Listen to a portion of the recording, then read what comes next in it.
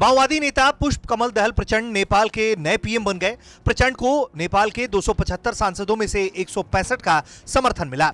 नेपाल में सरकार बनाने के लिए प्रचंड की पार्टी सीपीएन-एमसी ने पहले शेर बहादुर देउबा की नेपाली कांग्रेस से गठबंधन तोड़ा और फिर पूर्व पीएम केपी शर्मा ओली की पार्टी सीपीएन-यूएमएल ने गठबंधन कर लिया।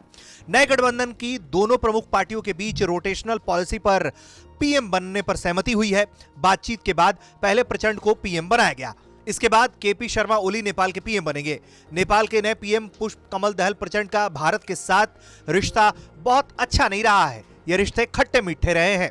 इसके पहले भी प्रचंड 2 बार नेपाल की सियासी कमान संभाल चुके हैं। उस दौरान उनका चीनी प्रेम पूरी दुनिया ने देखा था। इसके अलावा बीते कार्यकाल के दौरान प्रचंड ने भारत को लेकर कई ऐसे बयान दिए जो चुभने वाले थे।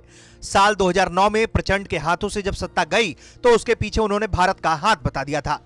नेपाल के पीएम प्रचंड के भारत के साथ लंबे समय से संबंध रहे हैं।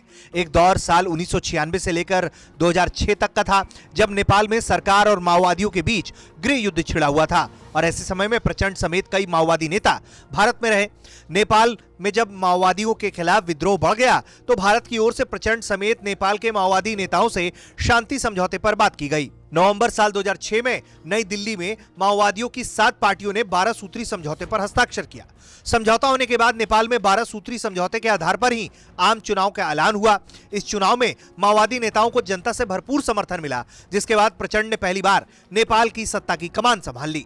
साल 2008 से 9 तक प्रचंड नेपाल के पीएम रहे।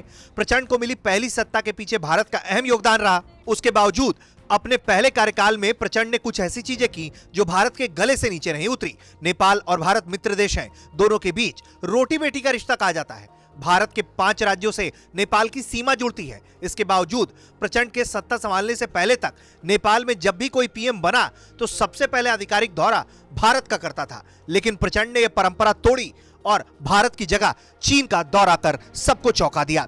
भारत के गतिरोध के बीच प्रचंड को अपने पद से इस्तीफा देना पड़ा और उनकी जगह अन्य माओवादी नेता नेपाल की कमान संभालने सामने आए।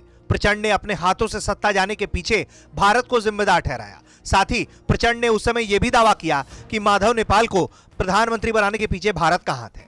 इसी बात से भड़के हुए प्रचंड ने उस समय सार्वजनिक तौर पर नेपाल की संप्रभुता का मुद्दा उठाया और यहां तक कह दिया कि वो भारत के आगे कभी अपना सिर नहीं झुकाएंगे। ब्यूरो रिपोर्ट, भारत तक।